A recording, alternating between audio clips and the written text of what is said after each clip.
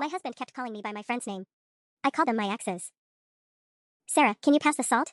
I froze, my fork halfway to my mouth. The name hung in the air between us like a slap. My husband Mark was looking directly at me across our dining room table, waiting expectantly, completely oblivious to what he just said. I'm Emma, I said quietly, setting down my fork. Your wife. Emma. Mark blinked, then let out that dismissive little laugh that had become all too familiar. Sorry, babe. Long day at work. You know how it is. But I did know how it was. This was the 4th time in 2 weeks. The 7th time this month. I'd started keeping count in my phone notes like some pathetic detective building a case against my own marriage. Sarah. Always Sarah. My best friend since college, the maid of honor at our wedding, the woman who came over for dinner every Friday night and had become as much a fixture in our home as the coffee table Mark's feet were currently propped on. It's happening a lot lately, I said, trying to keep my voice level. The name thing. Emma, come on. He was already reaching for the salt himself, dismissing the moment like it was nothing. People mix up names all the time. My mom used to call me by my brother's name constantly. Your mom had 4 kids. You have 1 wife. Mark's jaw tightened the way it did when he thought I was being dramatic. It's not a big deal. Don't make it into something it's not. But it was something. It was something when he called me Sarah while we were arguing about his mother's visit last Tuesday. It was something when he murmured Sarah against my neck during sex 2 weeks ago, though he'd claimed I'd misheard when I confronted him the next morning. It was definitely something when he'd done it in front of my sister at her birthday party, leaving me to explain why my husband apparently didn't know my name. I watched him cut into his chicken, already moved on from the conversation, and felt that familiar hollow ache in my chest. 3 years of marriage, 5 years together total, and sometimes I wondered if Mark would even notice if I just disappeared and Sarah took my place at this table. The worst part wasn't even the name mix-ups themselves. It was the gaslighting afterward, the way he made me feel crazy for being hurt. You're being too sensitive. It doesn't mean anything. You're imagining things. But I wasn't imagining the way his face lit up when Sarah walked into a room.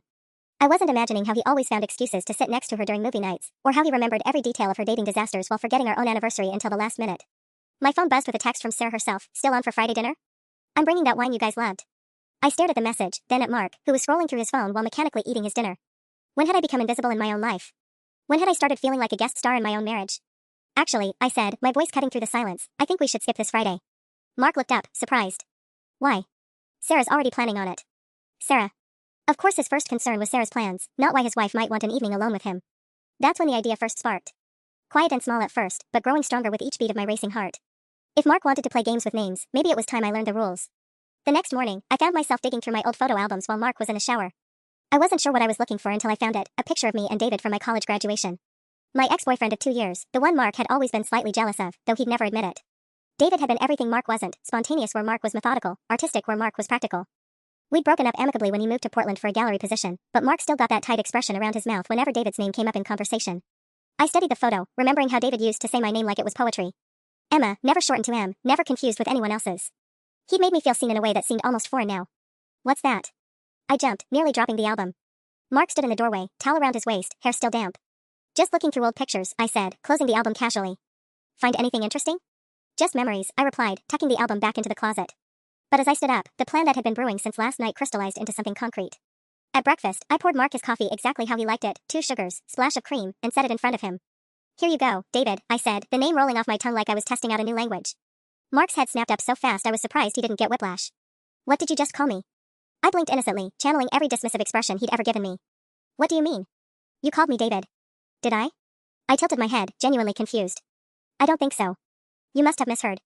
The look on his face was priceless, confusion mixed with irritation, the same cocktail of emotions I'd been choking down for months. He opened his mouth to argue, then seemed to think better of it. Just, be more careful, okay, he muttered, taking a sip of his coffee. Of course, I said sweetly. Sorry, babe. But I wasn't sorry. For the first time in weeks, I felt like I had some control back. The opportunity came again that evening when Mark was telling me about his day at the marketing firm. He was complaining about his boss, a story I'd heard variations of at least 50 times, when I nodded sympathetically. That sounds really frustrating, David. Have you thought about talking to HR? This time he slammed his beer down on the coffee table. There it is again. You just called me David again. I frowned, rewinding the conversation in my head with Oscar-worthy concentration. I really don't think I did. Are you feeling okay? You seem stressed. I'm not stressed, he stopped, running his hands through his hair. This is crazy. I know what I heard. Maybe you're just tired, I suggested gently. You said yourself you've had a long day. People hear things wrong when they're exhausted. The irony wasn't lost on me as I parroted back every excuse he'd used to dismiss my concerns. Mark stared at me for a long moment, and I could see him questioning his own memory, his own perception. Welcome to my world, I thought, maintaining my expression of innocent concern while something dark and satisfied unfurled in my chest. This was just the beginning. The real test came 3 days later at Mark's company barbecue. I'd been strategically dropping David into conversations at home, watching Mark's increasing frustration with a satisfaction that probably should have worried me more than it did. He'd started second-guessing himself, asking what did you just call me, even when I'd actually used his real name. Emma, you look gorgeous, said Janet, Mark's boss, as we arrived at the sprawling backyard party. That dress is stunning on you. Thank you so much, I replied, smoothing down my blue sundress, the one Mark had complimented that morning, right before I'd thanked David for the sweet words. Mark's hand found the small of my back, and I could feel the tension radiating through his fingers. He'd been on edge all morning, probably dreading what I might say in front of his colleagues. Good. Mark, great job on the Peterson account, Janet continued. David was just telling me how proud she is of your work. I felt Mark stiffen beside me. Janet looked confused by his expression. I'm sorry, Mark said carefully, David told you what? Janet glanced between us, clearly puzzled. Your wife. She was just saying. My wife's name is Emma, Mark interrupted, his voice tight. Now Janet looked genuinely concerned. Yes, of course. Emma. That's what I said, isn't it? She looked at me with worried eyes. I called you Emma. I nodded, giving Mark a look of gentle concern. She did say Emma, honey. Are you feeling all right? The beautiful thing was that I hadn't said anything wrong this time. But Mark was so paranoid now, so primed to hear David, that he was manufacturing incidents. He was gaslighting himself, and I didn't have to do anything but watch. Sorry, Janet. You're right. I must have misheard. Mark's laugh sounded strained. Long week. As Janet walked away, probably questioning my husband's mental state, Mark grabbed my elbow. What the hell are you doing to me? He hissed in my ear. I turned to face him, all innocence. What do you mean? You know exactly what I mean. This David thing. You're messing with my head. Mark, you're scaring me a little. Maybe you should talk to someone about these auditory hallucinations. His face went white. Auditory hallucinations? You keep insisting people are saying things they're not saying. Janet clearly said my name, and you accused her of. I know what I heard. The same way you know I keep calling you David? I shrugged sadly. Honey, I'm worried about you. The stress at work, the way you've been mixing up names lately. That landed exactly how I'd intended. Mark's eyes flickered with uncertainty. He'd been so focused on catching me in the act that he'd forgotten his own recent track record. That's different, he said, but his voice lacked conviction. Is it, though? I watched him wrestle with that question as Tom from accounting approached us, beer in hand and a big smile on his face. Mark. Emma. Great to see you guys. How's married life treating you? Oh, you know Tom, I said, sliding my arm through Mark's. David keeps me on my toes. The beer slipped from Tom's fingers, crashing to the patio stones. Mark's entire body went rigid. Did she just, Tom started. Call me David? Yes, she did. Mark's voice was deadly quiet. Tom looked between us like he'd stumbled into a domestic dispute. I think I hear my wife calling me. As Tom hurried away, Mark turned to me with something I'd never seen in his eyes before. Not just anger or frustration, but genuine hurt. Real pain. Why, he whispered. Why are you doing this to me? For a split second, I almost broke. Almost told him everything, apologized, and explained how his Sarah obsession had been killing me slowly for months. But then I remembered last Tuesday night, when he'd moaned her name against my skin, and the way he'd made me feel crazy for being upset about it. Doing what, Mark? I think you need help. The drive home from the barbecue was silent except for the sound of Mark's knuckles cracking as he gripped the steering wheel. I stared out the passenger window, watching familiar neighborhoods blur past, and tried to ignore the knot of guilt forming in my stomach. I'd pushed too far at the party. I knew at the moment I saw Tom's face, the way he'd looked at us like we were a spectacle. But seeing Mark finally experience that cocktail of humiliation and confusion, the same toxic mix I'd been drowning in for months, had been intoxicating. We need to talk, Mark said as soon as we walked through our front door. He didn't bother taking off his shoes, just stood in the entryway like he was afraid to come any deeper into our shared space. About what? I kicked off my heels and headed toward the kitchen, but his voice stopped me. Emma. Please. The way he said my name, carefully, deliberately, like he was making sure he got it right, made me turn around. Mark looked exhausted, older somehow than he had that morning. There were lines around his eyes I hadn't noticed before. I know what you're doing, he said quietly. I honestly don't know what you think I'm. Stop. His voice cracked on the word. Just stop. Please. I can't. I can't take any more of this. Something in his tone made me pause. This wasn't the Mark who dismissed my feelings or laughed off my concerns. This was someone who looked genuinely broken, and seeing him like that sent an unexpected jolt of panic through me. You're calling me David on purpose, he continued. You have been all week. And I know why. My carefully constructed innocence faltered. Mark. Because I've been calling you Sarah. He sank onto our couch, his head in his hands. Jesus, Emma. I've been calling you Sarah, and I didn't even realize how much until you started doing this to me. The admission hung between us like a bridge I wasn't sure I was ready to cross. For months, I'd wanted him to acknowledge what he'd been doing, to validate that it was real and hurtful. But now that he had, I felt strangely hollow. How long? I asked, my voice smaller than I intended. I don't know. A few months, maybe longer. I honestly don't know. He looked up at me, and I was shocked to see tears in his eyes. I thought you were being dramatic when you brought it up. I thought it was just random brain glitches, you know? But this week, feeling like I was going crazy, questioning everything I heard. God, Emma, is this what I've been doing to you? I nodded, not trusting my voice. I'm so sorry. The words came out broken. I had no idea it felt like this. No idea how cruel I was being. I should have felt victorious. This was what I'd wanted, acknowledgement, apology, understanding. But sitting in our living room, watching my husband fall apart, I just felt tired. Why Sarah? I whispered. Why is it always her name? Mark was quiet for so long I thought he wasn't going to answer. When he finally spoke, his voice was barely audible. Because she's easy. What? Sarah is uncomplicated. She laughs at everything, never criticizes, never pushes back. Being around her is like being on vacation from real life. He met my eyes. You challenge me, Emma. You make me want to be better, which means you also make me confront when I'm not good enough. Sarah just accepts whatever version of me shows up. The honesty was brutal and devastating and somehow exactly what I needed to hear. Are you in love with her? I asked. No, he said immediately. But I think maybe I've been in love with the idea of how simple things could be. The confession should have felt like a breakthrough, but instead it opened up something raw and infected between us. We spent the rest of that Sunday night talking in circles, Mark apologizing, me trying to explain months of accumulated hurt, both of us crying and making promises that felt fragile in the lamplight. Monday morning, I called in sick to work. I couldn't face my colleagues at the law firm, couldn't pretend to care about contract negotiations when my marriage was hanging by a thread. Mark left for his office with a kiss that felt like a question mark, and I found myself alone with my thoughts and a growing sense of dread. Because the truth was, even after his apology, even after understanding why he'd been substituting Sarah's name for mine, I couldn't turn off the anger. It sat in my chest like hot coal, refusing to cool. Around noon, my phone rang. Sarah. Hey, stranger. You've been MIA lately. Rain check on Friday again? Her voice was bright, oblivious. Mark texted that you weren't feeling well, but I thought maybe we could do a girls' day instead. I have so much drama to catch you up on, you know that guy from my yoga class? Well, I let her chatter while I stared at my reflection in the hallway mirror. When had I started looking so tired? When had these worry lines appeared around my eyes? Sarah, I interrupted. Can I ask you something? Of course. What's up? Do you think Mark? I paused, unsure how to phrase it without sounding completely insane. Do you think Mark acts differently around you than around other people? There was a silence that stretched just a beat too long. What do you mean? I mean, does he seem? I don't know. More relaxed? More like himself? Another pause. Longer this time. Emma, is everything okay with you guys? The question I'd been dreading, delivered in that careful tone people use when they're worried about saying the wrong thing.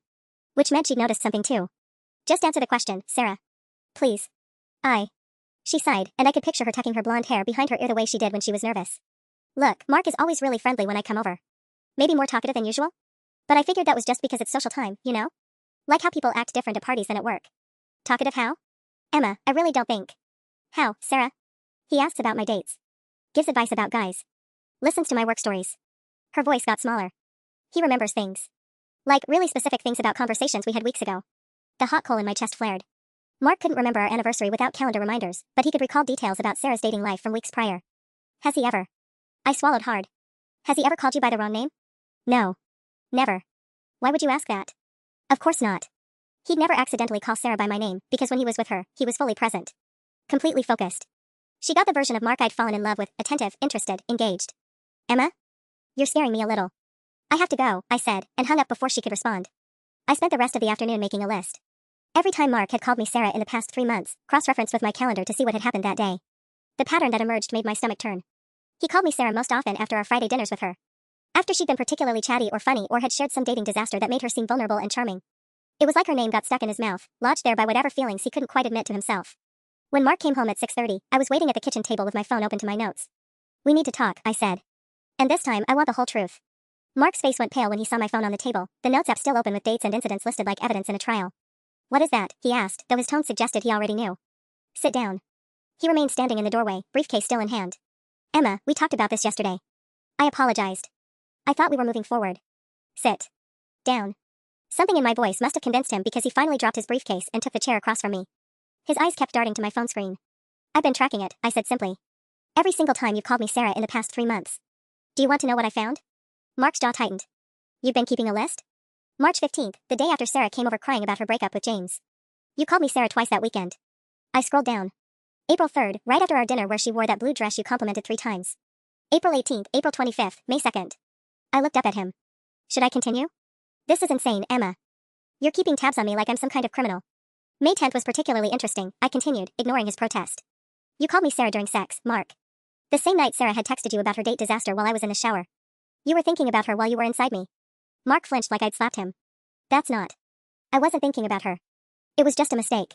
A mistake that happened right after she sent you that long text about how her date tried to kiss her? The text you read twice while I was getting ready for bed? You're watching me read texts now? I'm watching my husband get emotionally invested in another woman's dating life while forgetting mine exists. The words exploded out of me, months of suppressed fury finally breaking free. You remember every detail about Sarah's relationships, but you forgot our anniversary dinner reservation. Twice. Mark ran his hands through his hair, the same gesture he'd made yesterday, but this time it looked more desperate than frustrated. I care about Sarah because she's your friend. Because she's part of our lives. She's part of your life, Mark. There's a difference. I leaned forward. Tell me about the last time Sarah and I hung out alone, just the 2 of us. He blinked. I don't know. You guys hang out all the time. When? Give me one specific example from the past 2 months. Silence stretched between us while Mark struggled to come up with an answer. Because the truth was, Sarah and I barely spent time together anymore without Mark inserting himself into our plans. Girls' night became dinner for 3. Coffee dates became group hangouts at our house. My best friend had slowly become our best friend, with emphasis on the R. That's what I thought, I said quietly. You can't remember because it doesn't happen anymore. Every interaction Sarah has with me, you're part of. Why do you think that is? Because we're married. Couples share friends. No, Mark. Couples share some friends. They don't systematically infiltrate their spouse's individual relationships. I pulled up my text thread with Sarah from earlier. I called her today. Asked her some questions about how you act around her. Mark's face went white. Emma, what did you tell her? I asked if you remembered details about her conversations. If you seemed more engaged when she was around. If you'd ever called her by the wrong name. I watched him carefully. Guess what she said? Don't do this. She said you remember everything, Mark. Every story, every date, every problem at her job. She said you're more talkative around her, more animated. And she said you've never, not once, called her by the wrong name.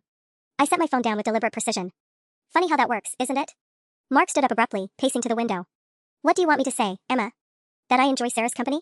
Fine. I do. She's fun to be around. That doesn't mean I'm in love with her or plotting to leave you or whatever paranoid scenario you've constructed. I want you to explain why my best friend gets the version of you I fell in love with, while I get the distracted, dismissive version who can't even remember my name. He spun around to face me. Because Sarah doesn't expect anything from me. She doesn't analyze every word I say or keep spreadsheets of my mistakes. She doesn't make me feel like I'm constantly failing some test I don't even know I'm taking. The admission hung in the air like a toxic cloud. We stared at each other across our kitchen, the same kitchen where we'd shared breakfast that morning, where we'd planned our future over coffee 3 years ago, where everything had slowly started unraveling without either of us noticing. So this is my fault, I said finally. I'm too demanding. Too complicated. Too much work. That's not what I said. It's exactly what you said. I stood up, my chair scraping against the floor. You want someone who doesn't challenge you, doesn't expect you to remember important things, doesn't get upset when you treat her like she's invisible. Emma. You want Sarah. The words hung between us like a verdict. Mark's face crumpled, and for a moment he looked like he might deny it again, might throw out another deflection or excuse. Instead, he sank back into his chair. Maybe I do, he whispered. The honesty was somehow worse than all the gaslighting. At least when he was lying, I could fight back. This quiet admission left me nowhere to go except straight into the pain. Then why are you here? My voice came out steadier than I felt. Why are you married to me if you want her? Because wanting something and having it are different things. He looked up at me, his eyes red-rimmed. Because Sarah doesn't want me back, Emma. She sees me as her best friend's husband. Safe. Unavailable. She tells me about her dates because I'm not a threat. So I'm what, your consolation prize? You're my wife. That's not an answer. Mark was quiet for a long moment, staring at his hands. When he finally spoke, his voice was hollow. I don't know anymore. I love you, Emma. I know I do. But somewhere along the way, I started feeling like I wasn't enough for you. Like you were always disappointed in some version of me I couldn't figure out how to be. So you found someone who wasn't disappointed. So I found someone who didn't know me well enough to be disappointed yet. The distinction was small but crucial. Sarah wasn't better than me, she was just less informed. She got Mark's highlight reel while I dealt with his daily reality. The charming stories, not the dirty socks on the bathroom floor. The thoughtful questions, not the forgotten anniversaries. My phone buzzed on the table. A text from Sarah, hey, I'm worried about our conversation earlier. Can we talk? I feel like I said something wrong. Mark's eyes flicked to the phone, then to my face. Are you going to tell her? Tell her what? That my husband is in love with her but she's too loyal to notice? That my marriage is falling apart because I can't compete with someone who doesn't even know she's in a competition? Emma, please. Sarah doesn't deserve to get dragged into this mess. Sarah's already in this mess. I grabbed my phone, Sarah's concerned message still glowing on the screen. She's been in this mess for months, ever since you decided our Friday dinners were more about seeing her than spending time with both of us. Mark flinched. That's not. Last month, when I suggested skipping a Friday dinner because I was exhausted from work, you said we couldn't disappoint Sarah. When I wanted to take that weekend trip to wine country for my birthday, you said we should invite her along so she wouldn't feel left out. I scrolled through our text history with her, months of plans that had slowly morphed from girls' time to group activities. When exactly did my best friend become your priority? She's not my priority. You are. Then prove it. Mark looked at me warily. What do you mean? Call off Friday dinner. Tell Sarah we need some space to work on our marriage. That's not fair. You can't punish her because we're having problems. And there it was. Even now, even in the middle of our marriage crisis, his first instinct was to protect Sarah's feelings. Not mine. Never mine. I'm not punishing anyone, Mark. I'm asking my husband to prioritize our relationship over his emotional affair. It's not an emotional affair. You remember everything about her life, you light up when she walks in a room, you say her name when you're supposed to say mine, and you're more worried about hurting her feelings than saving our marriage. I stood up, suddenly exhausted. If that's not an emotional affair, what would you call it? He had no answer. Or maybe he did, and we both knew I wouldn't like it. I walked upstairs to our bedroom, leaving Mark sitting alone at the kitchen table with my ultimatum hanging over him like a sword. My hands were shaking as I pulled out my laptop and opened a new browser window. I wasn't sure what I was looking for until I typed emotional affairs into the search bar. The articles that popped up read like a checklist of our marriage: increased emotional intimacy with someone other than your spouse, sharing personal details, looking forward to interactions with this person more than time with your partner, defensiveness when questioned about the relationship. Every box checked. Every warning sign present. My phone rang around 9 p.m. Sarah again. Emma, please talk to me. I've been thinking about our conversation all day, and I'm really worried. Did I do something wrong? The genuine concern in her voice almost broke me. Sweet, oblivious Sarah who had no idea she'd become the third person in my marriage. Sarah, I said carefully, how often does Mark text you? What do you mean? I mean, when you're not at our house. Does he text you during the week? A pause. Sometimes. Why? What about? Just checking in. Asking how work is going, or if I heard back from that guy Trevor, or sending me funny memes. Her voice got smaller. Emma, what's really going on? You're scaring me. I pulled up Mark's phone bill on my laptop. I'd never checked it before, never had reason to. But there it was, 3 months of data laid out in neat columns. Mark sent an average of 47 texts per month to Sarah. For comparison, he sent me about 23, and most of those were logistics about grocery runs or dinner plans. 47, I said out loud. What? Nothing. Sarah, I need to ask you something, and I need you to be completely honest with me. Okay. Do you think Mark has feelings for you? The silence stretched so long I thought the call had dropped. Sarah? She took a shaky breath. I don't know. Maybe. Sometimes I wonder if he's just being nice because I'm your friend, but other times. Other times what? Other times it feels like he's paying attention to me in a way that's maybe more than friendship. Her voice was barely a whisper. Emma, I swear I never encouraged it. I never flirted back or gave him any reason to think. I know you didn't. And I did know. Sarah wasn't the villain here. She was just the unwitting object of my husband's wandering affection. But you noticed. I noticed, but I told myself I was imagining things. Because you're my best friend and he's your husband and the alternative was too awful to consider. Footsteps on the stairs interrupted us. Mark appeared in the doorway, his face hopeful until he saw the phone pressed to my ear. Is that Sarah? He asked. I nodded, watching his expression shift to something that might have been relief. Even now, he was glad she'd called. Glad for any connection to her, even secondhand through me. Emma? Sarah's voice came through the phone. Is Mark there? Maybe we should all talk about this together. No, I said firmly, my eyes locked on Mark's face. This is between me and you right now. Mark's jaw tightened. Emma, don't drag Sarah into our problems. Our problems? I stood up, phone still pressed to my ear. Sarah, did you hear that? Mark thinks you're separate from our problems. Like you exist in some bubble outside our marriage.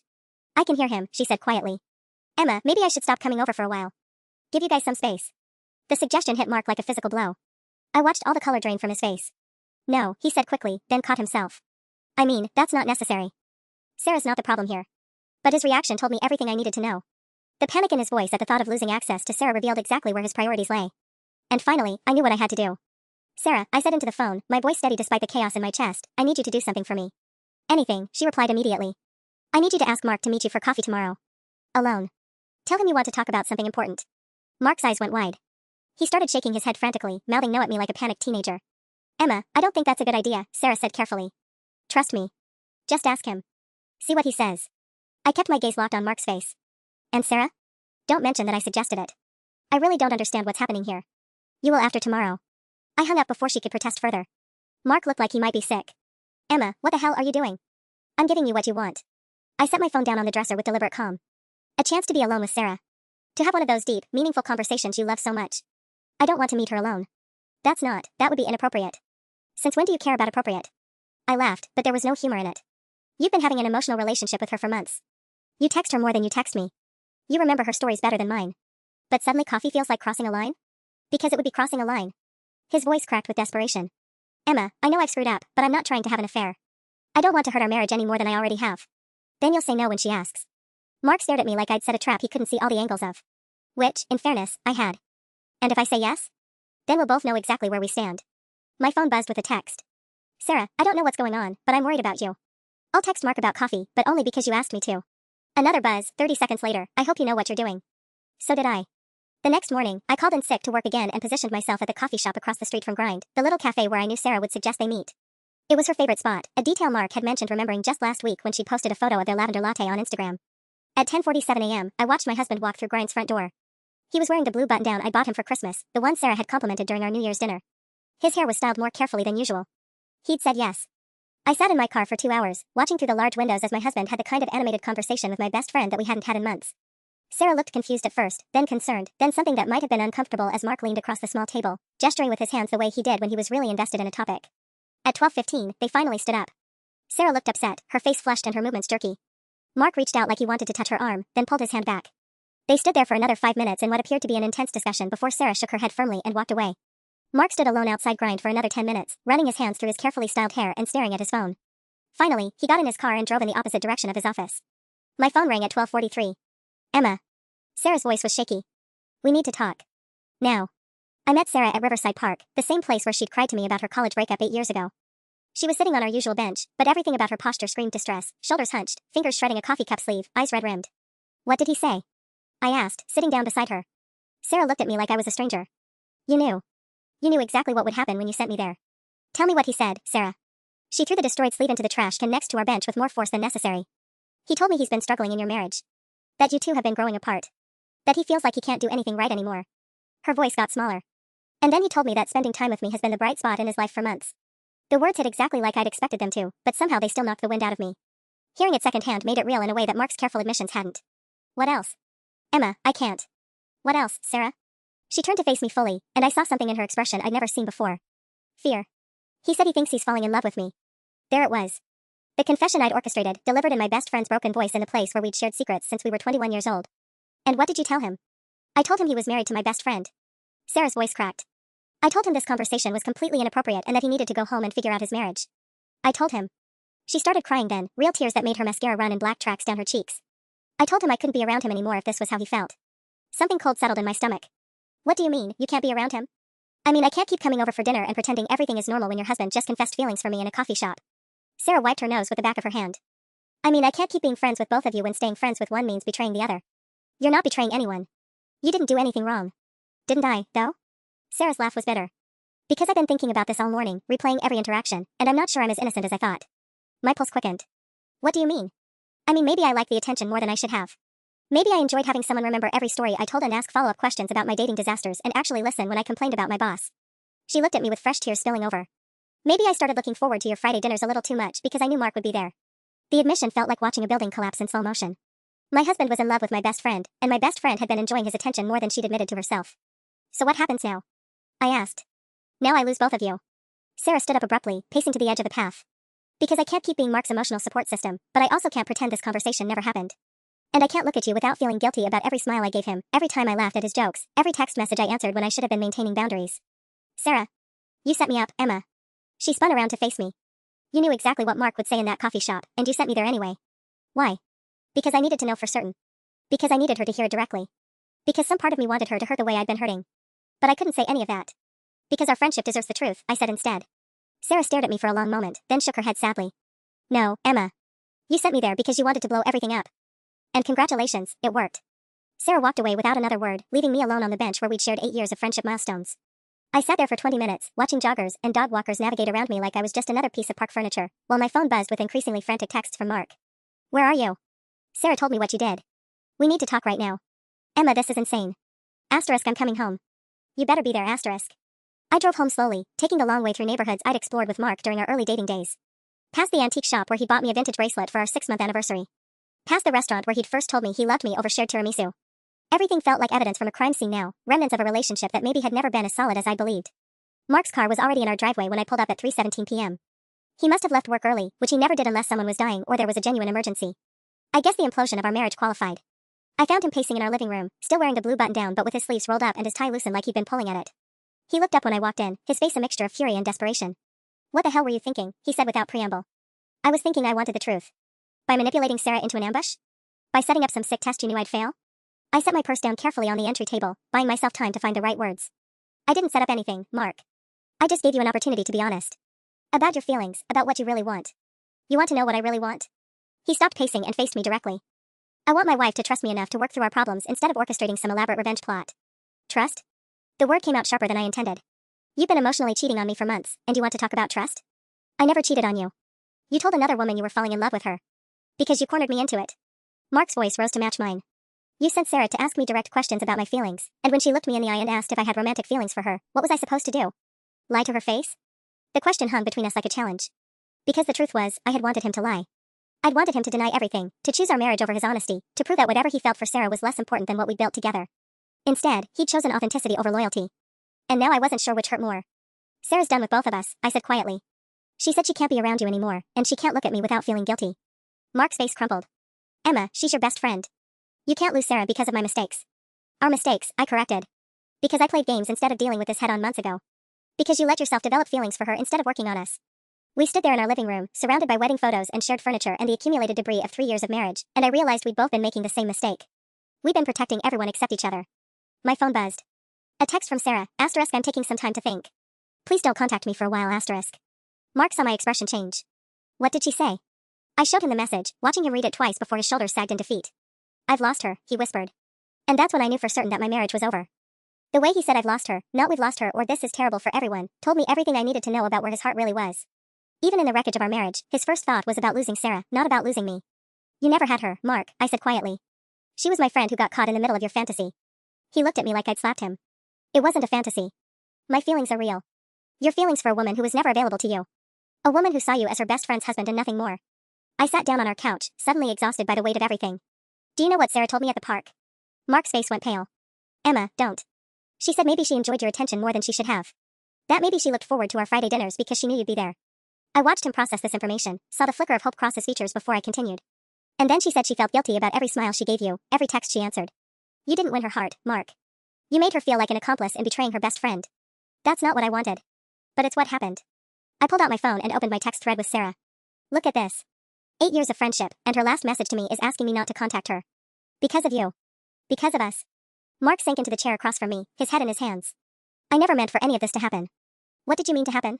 When you started texting her every day, when you started remembering every detail of her life, when you started calling me by her name, what exactly was the endgame there? I don't know. His voice was muffled by his hands. Maybe I thought if I could just be around her, the feelings would go away on their own. Maybe I thought I could have both. Both? He looked up at me, his eyes red. Keep my marriage and keep the way she made me feel. The honesty was brutal. And how did she make you feel? Like I was enough. The words came out broken. Like I didn't have to try so hard to be the right version of myself. I thought about all the ways I'd been trying to be the right version of myself for months, tracking his moods, analyzing his responses, keeping lists of his mistakes like evidence in a case I was afraid to present. When had we both stopped just being ourselves with each other? Mark, I said carefully, when's the last time you felt like you were enough with me? He was quiet for so long I thought he wasn't going to answer. Our second anniversary dinner. You wore that green dress, and we talked for 3 hours about everything and nothing. You laughed at my terrible jokes, and I told you about wanting to maybe switch careers someday, and you didn't try to fix it or make it into a 5-year plan. You just listened. I remembered that night. It was 2 weeks before Sarah started her new job downtown, 2 weeks before she began having regular dating disasters that required Mark's advice. 2 weeks before our Friday dinners became the highlight of his week. What changed? I asked. Life got complicated. Work stress, your promotion, buying the house, my dad's heart attack. He rubbed his face tiredly. And somewhere in there, I started feeling like I was disappointing you constantly. Like nothing I did was quite right. So you found someone who thought everything you did was right. I found someone who didn't know me well enough to see my flaws yet. The distinction hit me like a punch to the stomach. Sarah hadn't fallen for the real Mark, she'd fallen for his highlight reel. The version of himself he presented when he was trying to impress someone, when he still had something to prove. Do you love me? I asked suddenly. Mark's head snapped up. Of course I love you. That's not what I asked. Do you love me? The real me. The me who gets frustrated when you leave dishes in a sink, who makes everything into a plan, who kept lists of when you called me Sarah because I was going crazy thinking I was imagining it. He paused, really considering the question. I love who we used to be together. But not who we are now. Do you love who I am now? He countered. The guy who forgets anniversaries and calls you by another woman's name and texts your best friend more than he texts you. I thought about it honestly. No. I don't think I do. The admission sat between us like a death certificate for our marriage. We'd both fallen in love with edited versions of each other, and somewhere along the way, the real people underneath had become strangers. My phone rang at 11:30 p.m., 3 hours after Mark had finally gone upstairs to what I assumed would be the guest bedroom. I was still on the couch, staring at wedding photos and wondering when exactly we'd stopped looking at each other the way we did in those pictures. Sarah's name lit up my screen. I know I said not to contact me, she said without preamble, but I can't sleep. I keep thinking about everything, and there's something I need to tell you. I muted the TV. What is it? The night of your birthday party last month. When you went to bed early with that migraine. Her voice was shaky. Mark and I stayed up talking until almost 2 a.m. My stomach dropped. I remembered that night, my 29th birthday celebration that had turned into a dinner party for 12 people when all I'd wanted was a quiet evening. I'd taken Excedrin and escaped to bed around 10 p.m., leaving Mark to play host. Talking about what? Everything. His job, my dating disasters, your marriage. She took a shaky breath. He said you'd been distant lately. That he felt like he was walking on eggshells, never sure what mood you'd be in. The betrayal hit fresh and sharp. He'd been discussing our marriage problems with Sarah instead of me. What else did he say? That he sometimes wondered if you'd be happier without him. That maybe you'd outgrown what you two had together. Sarah's voice got smaller. And Emma, I didn't shut it down the way I should have. I listened, and I told him he was a good husband and any woman would be lucky to have him. Sarah. There's more. The words came out in a rush. When he walked me to my car that night, he hugged me goodbye. But it wasn't a normal hug, Emma. It lasted too long, and when he pulled back, he looked at me like he wanted to kiss me. My hand started shaking. Did he? No. But only because I stepped away first. And the worst part is, for about 3 seconds, I didn't want to step away. She was crying now, real sobs that made her words hard to understand. I'd been lying to myself for weeks, telling myself I was imagining the tension, but that night made it real. I thought about that weekend, how Mark had been unusually attentive afterward. He brought me coffee in bed, suggested we take a day trip to the farmer's market, even initiated sex for the first time in weeks. I thought it was guilt about forgetting my birthday preferences. Now I realized it was guilt about almost kissing my best friend. Why didn't you tell me then? Because nothing actually happened. Because I convinced myself I was reading too much into it. Her voice cracked. Because I was scared that if I said something, I'd lose both of you anyway. You're going to lose us anyway, Sarah. You said so yourself. I know. But Emma, there's something else you need to know. She paused, and I could hear her trying to compose herself. Today at the coffee shop, when Mark told me he was falling for me, he also said he was thinking about asking you for a separation. The words hit like ice water. What? He said he'd been drafting the conversation in his head for weeks. That he thought maybe some time apart would help you both figure out if you still wanted the same things. Sarah's voice dropped to a whisper. Emma, I think he was going to leave you anyway. Whether I was in the picture or not. I sat there holding the phone, trying to process this new information. Mark hadn't just developed feelings for Sarah, he'd been planning our separation while I was playing detective with name mix-ups and building revenge plots. Did he ask you to wait for him?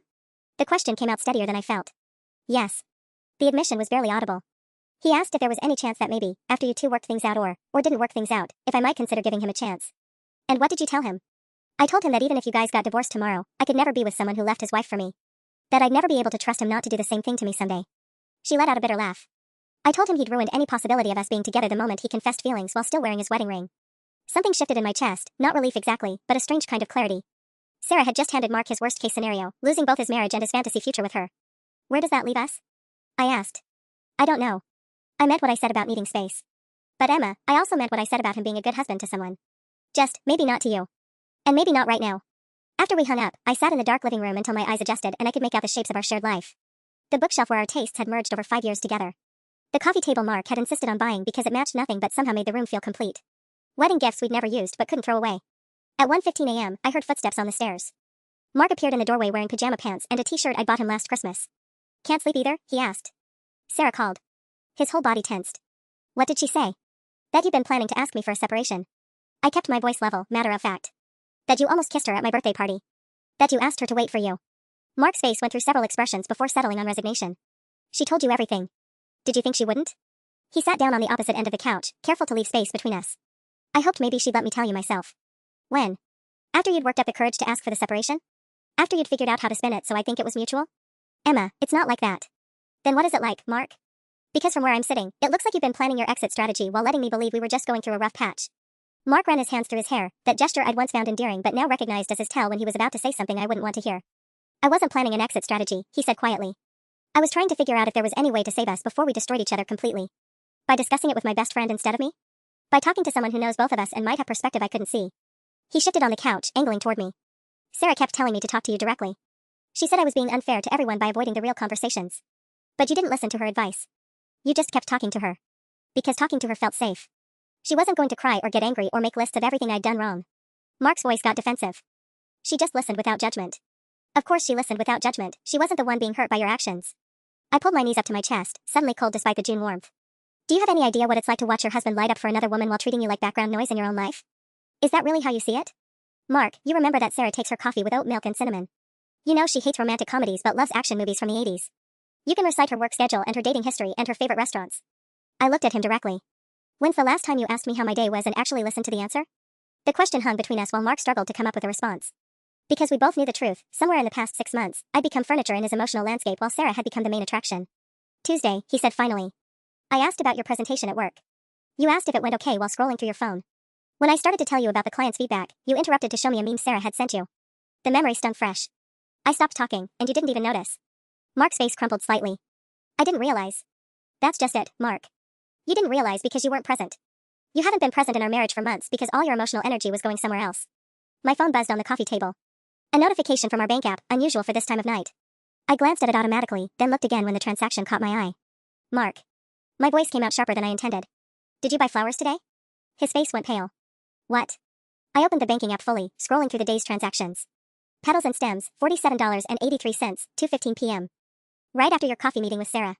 Mark's mouth opened and closed like he was trying to find words that didn't exist. You bought her flowers, I said, the reality of it sinking in like stones. After she told you she couldn't be around you anymore, you bought her flowers. Emma, it's not what you think. Then what is it? Because from my perspective, it looks like you spent $50 on flowers for another woman on the same day you came home and told me you wanted to work on our marriage. I didn't give them to her. The words came out desperate. I bought them, but then I sat in my car for 20 minutes and realized how completely insane it was. I threw them in a dumpster behind the florist. You threw away $50 flowers rather than bring them home to your wife. The accusation hit its mark. Mark flinched like I'd slapped him. I wasn't thinking clearly. I was upset about what Sarah had said, about losing any chance with her, and I thought maybe if you just what, Mark? If you showed up at her apartment with flowers like some romantic movie, she'd suddenly forget you're married? I don't know what I thought. His voice cracked with frustration. I was acting on emotion instead of logic, and yeah, that was incredibly stupid. But the damage was done. Even in our moment of potential reconciliation, even after Sarah had explicitly rejected him, Mark's first instinct had been to chase after her. I stared at my husband across our living room at 2 a.m., and something inside me finally broke open. Not shattered, opened. Like a door I'd been trying to keep locked finally giving way. I want a divorce, I said quietly. Mark's face went white. Emma, please. We can work through this. I'll cut contact with Sarah completely. I'll go to counseling, I'll do whatever. No. The word came out steadier than I felt. You bought another woman flowers on the day we were supposed to be saving our marriage. You threw them away rather than bring them home to me. That tells me everything I need to know about where your heart is. I made a mistake. You made a choice. You've been making the same choice for months. I stood up, suddenly calm in a way I hadn't felt since this whole nightmare began. You chose Sarah over me every time it mattered. In your thoughts, in your conversations, in your emotional energy. The only reason you didn't choose her with your actions is because she wouldn't let you. Mark started crying then, real tears that should have moved me but somehow felt like too little, too late. Emma, I love you. I know I've been an idiot, but I love you. I know you do, I said, and I meant it. But you love the idea of her more. And I can't compete with an idea, Mark. I can't spend the rest of my life trying to measure up to your fantasy of how easy love should be. I walked upstairs and pulled my suitcase from the closet. Mark followed, hovering in the doorway as I began packing clothes for a week at my sister's house. Where are you going? Away from here. Away from you. I folded the blue dress I'd worn to our anniversary dinner 2 years ago, the last time I remembered feeling completely happy in our marriage. I'm filing paperwork on Monday. Emma, please. Don't let Sarah come between us. I stopped packing and looked at him directly. Sarah didn't come between us, Mark. You put her there. You created a triangle where none existed and forced all three of us to live in it. I zipped up my suitcase. She told you tonight that she could never be with someone who left his wife for her. So congratulations, you're losing both of us. What if I can prove that you're more important? What if I... Stop. I picked up my suitcase and faced him one last time. You can't prove something that isn't true. If I were more important, you would have remembered my name. If I were more important, you wouldn't have spent our marriage crisis planning your future with someone else. I walked past him toward the stairs, then paused at the top landing. For what it's worth, Mark, Sarah was right about one thing. You are a good husband. Just not to me. And that's okay. We both deserve to be with people who choose us first, every time, without having to think about it. 6 months later, I got a text from Sarah, coffee tomorrow? I think enough time has passed, We met at a new place neither of us had been to before, neutral territory for rebuilding a friendship that had been collateral damage in my marriage's implosion. How are you doing, she asked, sliding into the booth across from me. Better, I said, and meant it. The divorce was finalized last week. I heard. I'm sorry it came to that. I'm not. I sipped my coffee black now, a taste I'd developed in my new apartment. Turns out I like remembering my own name. Sarah smiled sadly. For what it's worth, Mark texted me last month asking if we could talk. I didn't respond. Good for you. I keep thinking about what went wrong, how we all ended up here. I consider this. I think we forgot that marriage isn't about finding someone who thinks you're perfect. It's about finding someone who sees your flaws and chooses you anyway. I met her eyes. Mark wanted someone who didn't know him well enough to see his flaws yet. I wanted someone who would pretend my flaws didn't exist. Neither of us wanted to do the actual work. As I drove home to my small apartment with its mismatched furniture and its blessed silence, I realized something. For the first time in months, no one had called me by the wrong name. I was just Emma again, whole and complete and enough exactly as I was. And that felt like the best kind of victory.